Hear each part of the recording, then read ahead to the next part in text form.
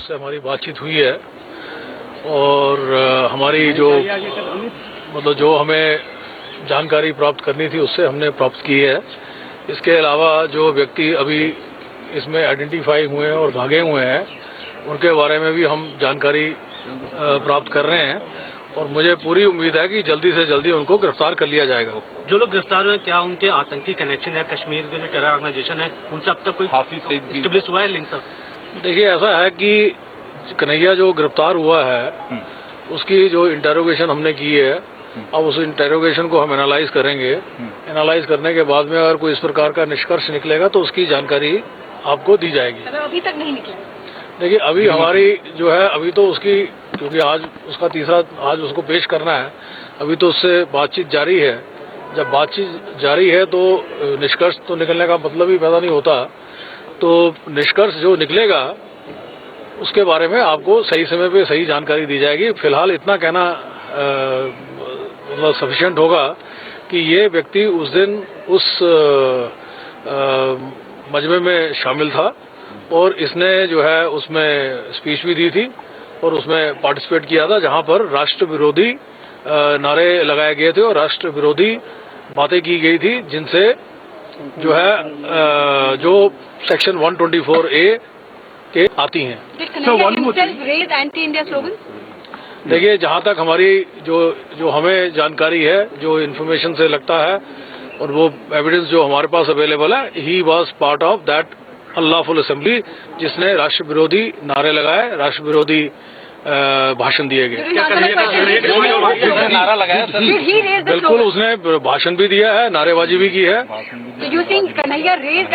बिल्कुल बिल्कुल, इसीलिए तो उसे गिरफ्तार किया गया है। Sir, there is another video going around which purportedly shows ABVP activists also shouting anti-national slogans. Are you taking cognizance of that video also? देखिए, ऐसा है कि जो वहाँ पर साक्ष्य हमने इकट्ठे किए हैं, उन साक्ष्यों के बेसिस पे हम ये कह सकते हैं कि जो अखिल भारतीय विद्यार्थी परिषद के बच्चे वहाँ पर खड़े थे, वो जो DSU का द्वारा किया गया कार्यक्रम था उसको अपोज कर रहे थे।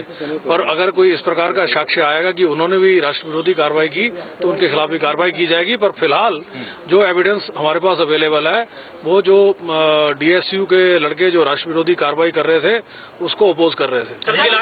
गिलानी को पूछताछ के लिए क्योंकि गिलानी प्रेस क्लब के इवेंट में मौजूद थे। बिल्कुल, उन्हें बुलाया जाएगा। अगर उनका वो शामिल पाए गए किसी भी राष्ट्र विरोधी गतिविधि में, और अगर वो गतिविधि सेक्शन 124A के दायरे में आएगी तो उनके खिलाफ भी कार्रवाई की जाएगी। Have you briefed the Home Minister or given him a status report on your investigation in the JNU case so far?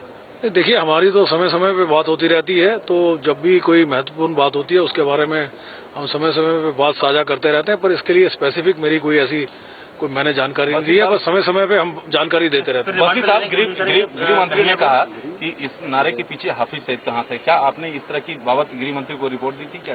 देखिए, मुझे तो ये आश्चर्य होता है कि वो जो ट्वीट था, it was a blasphemous tweet which obviously tried to incite youth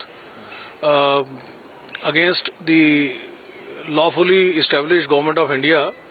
तो ऐसे ट्वीट के बारे में परेशान होना, ना कि राष्ट्र विरोधी नारों के बारे में परेशान होना, ये तो मुझे कई बार हैरान करता है। लेकिन गृह मंत्री का बयान, जो गृह मंत्री ने बयान दिया उसमें कहा कि इसके पीछे देखिए, इसमें कोई शक की बात नहीं है। वो जो ट्वीट था हाफिज सईद के नाम पे था।